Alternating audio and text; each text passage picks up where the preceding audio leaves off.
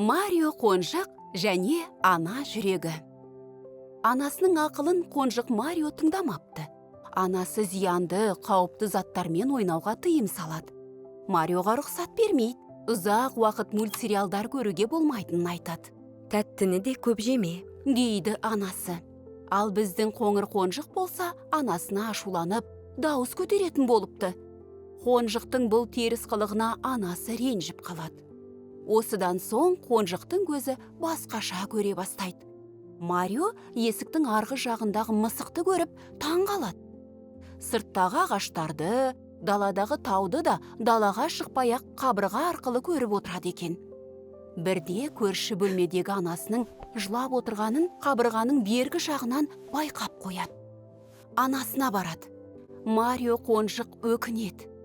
Анасының жүрегі қызыл емес, қарая бастағанын көреді.